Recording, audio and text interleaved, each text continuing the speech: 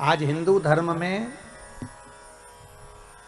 चैत्र के महीने की ये सिंधारा दूज है। आज नवरात्रे की चैत्री नवरात्रे में जो दूज होती है इसको सिंधारा दूज कहते हैं। हिंदू धर्म में सिंधारा दूज मनाई जाती है। हाथ में मेहंदियां चूड़ियां पहनती हैं, ब्रह्मचारिणी का पूजन करती हैं। लाल चूड़ी ये लाल श्रृंगार ये प्रार्थना करे कि मैं शिव की कथा को जब सुन लूं तो भोलेनाथ ऐसी कृपा करना कि मेरे प्राण अगर जाएं तो पति के लोक में जाएं और आने वाले समय में मैं कभी बेधव्य ना हूं, अखंड सौभाग्य लेकर जाऊं, ऐसी कृपा करना। अखंड सौभाग्य लेकर।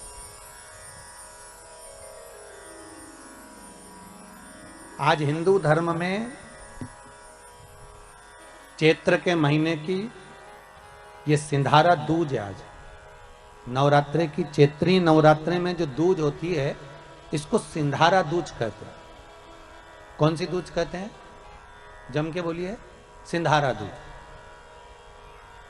सिंधारा दूज का मतलब यह होता है कि कल है तीज, जिसको हमारे यहां गणगौर तीज कहते हैं। शंकर और पार्वती 16 दिन तक तैयार हुए थे और तैयार होने के बाद शिव और पार्वती शिव महापुराण के यजमान बनकर जा रहे थे। तो कल का दिन है वो। कौन सा दिन है कल का? चैत्र के महीने में जो शुक्ल पक्ष चैत्री नवरात्रे में जो दिन शंकर और पार्वती शिव महापुराण के यजमान बनकर कथा सुनने के लिए गए थे। 16 दिन तक पार्वती और शंकर का श्रृंगार होता है। उसमें से आज का दिन सिंधारा दूज का होता है। क्यों सिंधारा दूज कहते हैं? सिंधारा दूज का मतलब क्या है? क्यों हिंदू धर्म में सिंधारा दूज मनाई जाती है? किस लिए? आज पूरे भारत की भूमि पर कई माताएं हाथ में मेहंदियां लगाती हैं, चूड़ियां पहनती हैं, सुंदर चुनरी पहनती हैं, मां ब्रह्मचारिणी का पूजन करती हैं, माता का आराधना करती हैं। सिंधारा दूज, उसका कारण केवल इतना सा है। सिंधारा दूज का मतलब यह होता है कि चंचुला देवी जब 14 दिन तक शंकर और पार्वती अपने गुफा में से बाहर नहीं निकले शिव महापुराण के यजमान बनने के लिए, तब माता चंचुला देवी ने हाथ जोड़कर मां जगज्जननी जगदम्बा को सुंदर वस्त्र, सुंदर चूड़ियां, सुंदर आभूषण माता के चरणों में ले जाकर समर्पित करे थे और कहा, मां इन चूड़ियों को जो मैं दे रही हूं, ये लाल चूड़ी, ये लाल श्रृंगार, ये लाल वस्त्र, जो लाल चूनर जो मैं प्रदान कर रही हूं, मां बस ऐसी कृपा कर दे कि तू इन चूनर को धारण करे और मेरा भी सौभाग्य, मेरा भी सुहाग अमर कर दे। बस इतनी कृपा मेरे ऊपर कर दे। वो सिंधारा दूज का महत्व है। वो सिंधारा दूज का महत्व।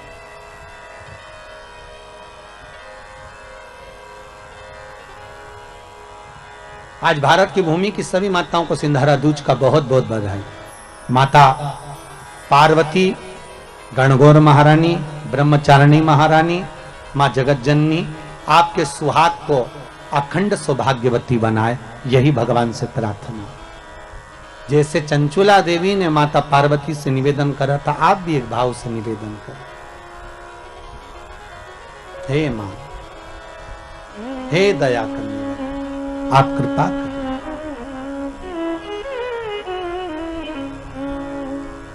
ओढ़े चुनरिया लाल, ओढ़े चुनरिया लाल, जाऊं इस दुनिया से मां।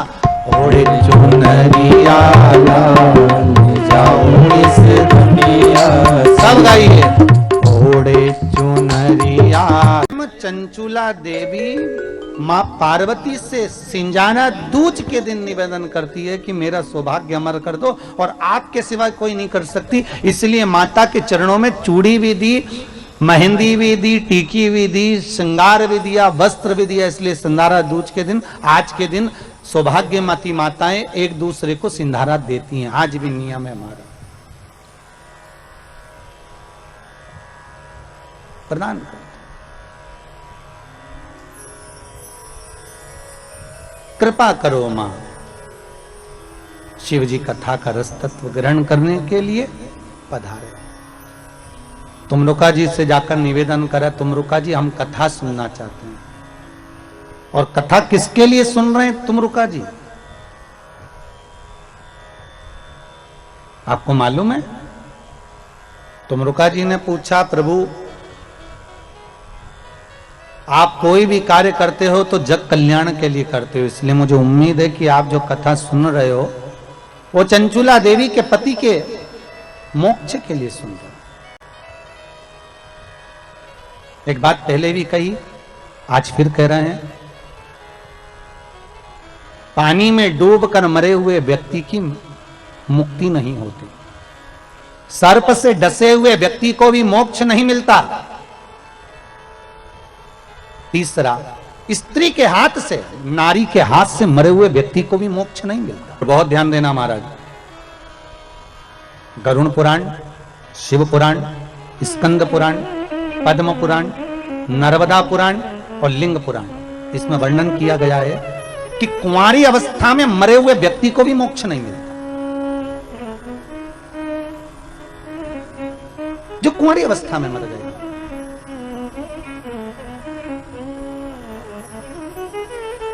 बहुत ध्यान देने वाली कथा है महाराज, बहुत ध्यान देने।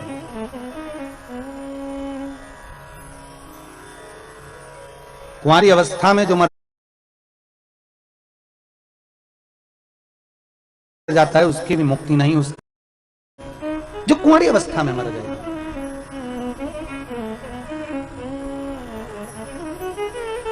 बहुत ध्यान देने वाली कथा है महाराज, बहुत ध्यान देने।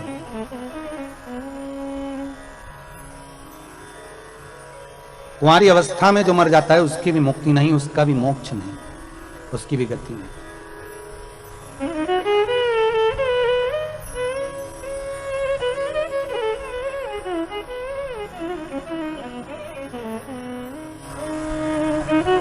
पर भागवत जी में आता है कि राजा परीक्षित को सर्प ने डसा था। आता है कि नहीं आता? सांप ने डसा राजा परीक्षित को और उसको मोक्ष मिला।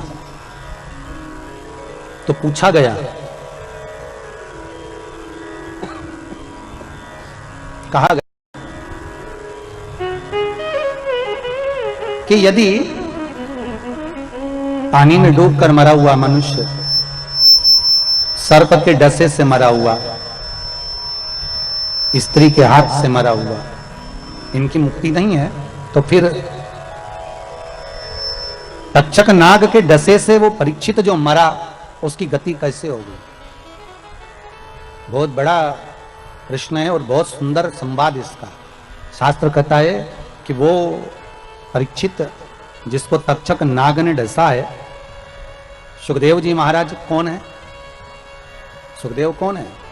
जिन्होंने शंकर भगवान माता पार्वती को अमर गुफा में बैठकर अमर कथा श्रवण करा रहे हैं। एक पोटर में तोते का अंडा गिरा हुआ है और वो तोते का अंडा भीतर बैठे बैठे अमर कथा सुन रहा है। वो तोते का बच्चा, जब पार्वती को निंद्रा लग गई तो तोते के बच्चे ने हुंकारा भरा।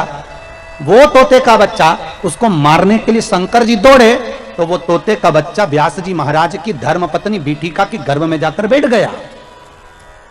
तो तोते का बच्चा जो शुक है, तोते के बच्चे को कहते हैं शुक, और व्यास जी की पत्नी के गर्भ से जन्मा इसलिए कहलाया देव। दोनों को मिला दो तो हो गया शुकदेव। तो वो शुकदेव कोई दूसरा नहीं है। वो शुकदेव कौन है? तो शिव महापुराण की कथा कहती है वही शंकर का एक अंश, वही शिव का एक अंश सुखदेव के रूप में, जिसने अमर कथा को श्रवण कर रखा था। वो सुखदेव बैठकर राजा परीक्षित को श्रीमद् भागवत कथा का रसास्वादन करा रहे थे।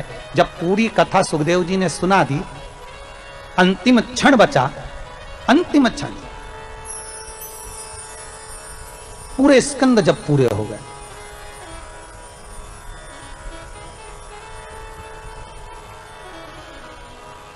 श्रीमद् भागवत के जब 18,000 श्लोक पूर्ण हो गए, अंतिम क्षण में राजा को कह दिया सुखदेव जी महाराज ने कि अब सांप आने वाला है, तुझे डसेगा, 7 दिन पूरे हो रहे हैं, जल्दी से गंगा जल से मुझे तिलक कर दो, गंगा रेती का दान कर दो, मैं चले जाऊं। तो परीक्षित ने पूछा कहां जा रहे हो? सुखदेव जी महाराज बोले अब मेरे को जाना होगा क्योंकि सांप आएगा तुझे डसेगा। तो परीक्षित कहते हैं आप गुरु हो, आपने कथा सुनाई है और सांप मुझे डसेगा तो मुझे तकलीफ नहीं होगी? सुखदेव जी महाराज कहते हैं अगर तूने कथा को सुना है और कथा रसामृत का पान किया है तो तेरी नस नस में भगवान की कथा समाई है, तो तू एक काम कर, तेरे हृदय को जो अच्छा लगे उस नाम के जाप में बैठ जा। तो परीक्षित ने एक प्रश्न किया, ये बताओ कि कथा भय से मुक्ति देती है ना? हाँ, तो कथा अगर भय से मुक्ति देती है तो अब मुझे सर्प के डसने का भय नहीं है, फिर क्या है? तो भगवान से सुखदेव जी महाराज से राजा परीक्षित कर रहा है, बस बात इतनी सी है कि जब वो सर्प का जहर मेरे शरीर में जाएगा तो मेरे शरीर की रोमावली में कृष्ण समाया होगा, क्योंकि मैंने भागवत सुनी है तो मेरे शरीर में कृष्ण बैठा होगा। बस निवेदन इतना है, वो जहर मेरे कृष्ण तक ना पहुंचे, उसको रोकने का कोई उपाय बता दो। तब सुखदेव जी की आंख में जल भर गया और सुखदेव जी ने राजा परीक्षित से कहा कि अब तू शिव का स्मरण करना प्रारंभ कर दे। और परीक्षित के मुख से शंकर का जब नाम निकला, तक्षक डसा पर जहर उस कृष्ण तक पहुंचने नहीं दिया। इसको कहते हैं वात्सल्यता, इसको कहते प्रेम, इसको कहते स्नेह, इसको कहते करुणता। इसको वात्सल्यता, इसको प्रेम, इसको करुणता कहते, इसको स्नेह कहते। भागवत जी में आप लोगों ने सुना होगा, और सुना वहां तक होगा जहां तक भागवत जी में वर्णन है। पर देवी भागवत में सुखदेव जी और राजा परीक्षित का कुछ संवाद बड़े सुंदर सुंदर दिए गए महाराज। कभी योग लगे तो आप लोग देवी भागवत को उठाकर कभी पढ़ना, तो उसमें बड़ा सुंदर संवाद मिलेगा कि परीक्षित आखिरी में पूछ रहा है कि मुझे भय नहीं है मरने का, भय केवल एक बात का है कि जिस कृष्ण की कथा को मैंने सुना है, जिस कृष्ण के चरित्र को मैंने श्रवण करा है, वो कृष्ण मेरी रोमावली में समाया है। वो कृष्ण तक इस तक्षक नाग के जहर को मुझे पहुंचने नहीं देना, बस इतनी कृपा कर, वो ना पहुंचे।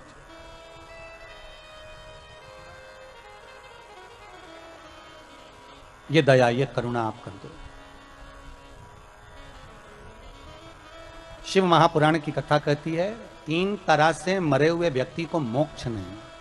सर्प का डसा, पानी में डूबा, स्त्री के हाथ से मरा, और गरुड़ पुराण में एक और बात लिखी है, कुंवारी अवस्था में मरा हुआ। पर शिव महापुराण की कथा कहती है, एक संवाद बड़ा सुंदर है। जिस समय पर भगवान शंकर ने ब्रह्मा जी से कहा कि तुम सृष्टि की रचना करो, और सृष्टि की रचना ब्रह्मा जी से पूछा कि सृष्टि बनाना कैसे, भगवान ने अपना स्वरूप का जो दर्शन कराना था, उसके पहले ब्रह्मा जी से कह दिया कि आधे पुरुष बना दो, आधे स्त्री बना दो। पुरुष और स्त्री, हाँ, आधे पुरुष बनाओ, आधे स्त्री बनाओ। ब्रह्मा जी ने पूछा पुरुष और स्त्री कैसे, तो भगवान शंकर ने कहा एक काम करो, अगर एक पुरुष बना रहे हो तो एक स्त्री बनाओ, 2 पुरुष बना रहे हो तो 2 स्त्री बनाओ, अगर 2 पुरुष हैं तो 2 स्त्री, 1 पुरुष है तो 1 स्त्री बनाओ। ठीक है, आधे आधे दोनों को बना दो। अब ब्रह्मा जी ने जो सृष्टि का निर्माण करा तो उन्होंने पुरुष और स्त्री को मिला के बना दिया। तो भगवान विष्णु और भगवान शंकर दोनों भ्रमण करते करते पृथ्वी पर आकर देखे तो क्या देखा कि चारों तरफ किन्नर ही किन्नर नजर आ रहे। जब किन्नरों को देखा तो भगवान विष्णु को तो हंसी आ गई। जो ठहाका लगाकर भगवान हंसे तो भगवान ने पूछ लिया, भगवान पूछे, शंकर भगवान ने पूछा क्यों नारायण क्यों हंस रहे हो? भगवान विष्णु बोले, भोलेनाथ जी आपको हंसी नहीं आ रही? शिव जी ने पूछा किस बात के लिए? ब्रह्मा जी को बोला था कि स्त्री और पुरुष बनाना, इन्होंने क्या बना दिया? पुरुष और स्त्री को मिलाकर किन्नर बना दिया। किन्नर,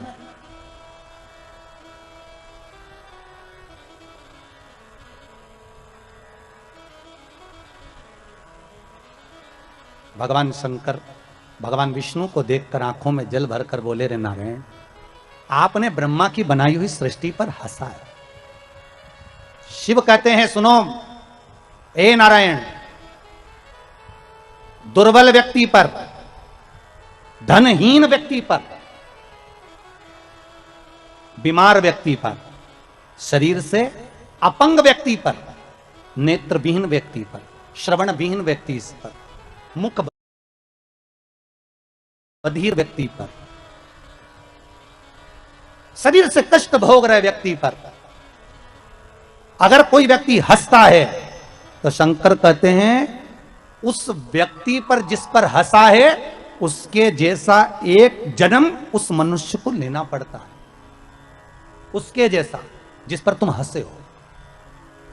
किसी गूंगे पर, किसी विकलांग पर, हस्तविहीन पर, श्रवण विहीन पर, नेत्र विहीन पर, जिह्वा विहीन पर, वाणी विहीन पर, दुर्बल शरीर से हो, कोई शरीर से ज्यादा तगड़ा हो, कोई शरीर से दुर्बल हो, कोई धन से विहीन हो, उस पर देखकर नहीं हंसना। अरे हो सकता है, हमारे यहां तो शिव महापुराण कथा कहती है कब घोड़े के दिन फिर जाएं, ये किसको मालूम है।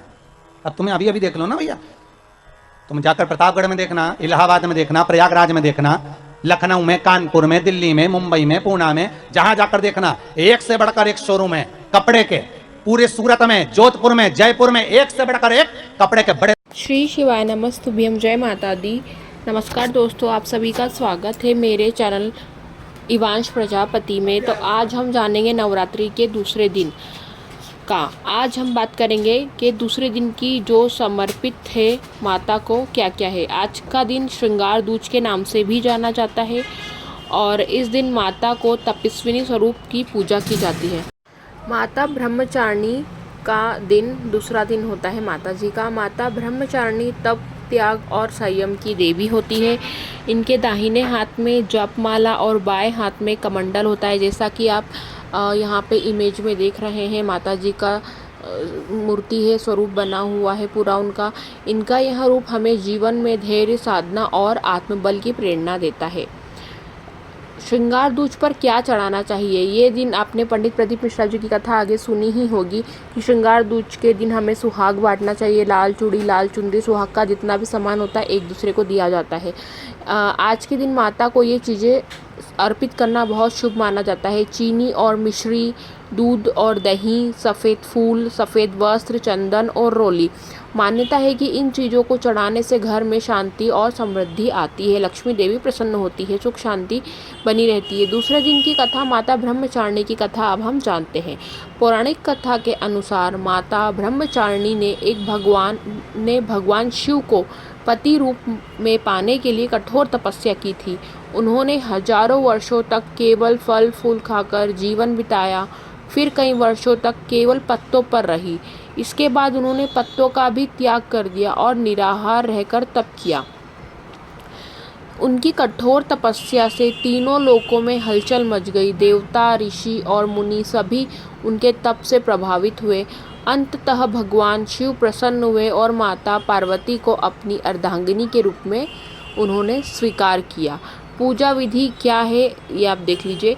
सुबह स्नान करके स्वच्छ कपड़े पहने, माता की प्रतिमा या चित्र स्थापित करें, या जो भी आप कलश रखते हैं वहाँ पर जो आरे बोते हैं वहाँ पे पूजा करें, दिया लगाते हैं। माता जी का स्वरूप मानकर जो स्थापित करते हैं आप, माता जी पूरे 9 दिन तक वहीं पूजा करें।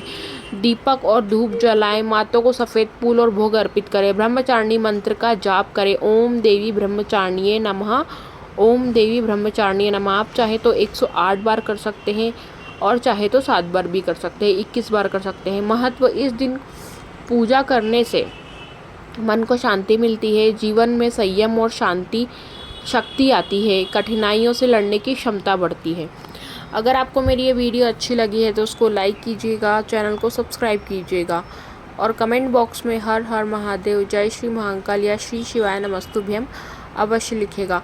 और भी आपको नवरात्रि से संबंधित जानकारी के लिए आप मेरा चैनल को सब्सक्राइब करके बगल में घंटी जैसे बेल आइकन बटन को प्रेस करना ना भूलें। आपको मेरे वीडियो चैनल पे सारी वीडियो उपलब्ध रहेगी नवरात्रि में जो भी किया जाता है। अब कल की वीडियो भी मैं डालूंगी इसी चैनल पे, तो आप मेरे चैनल पे इसी तरह बने रहिएगा। वीडियो को लाइक कीजिएगा, चैनल को सब्सक्राइब कीजिएगा। कमेंट बॉक्स में हर हर महादेव, जय श्री महाकाल या श्री शिवाय नमस्तुभ्यम लिखना ना भूलें। पंडित प्रदीप मिश्रा जी का कहना है कि श्री शिवाय नमस्तुभ्यम लिखने, सुनने, बोलने मात्र से हमें 1000 अश्वमेध यज्ञों के फल की प्राप्ति होती है, हमारे पाप कम होते हैं और कष्ट भी दूर होते हैं।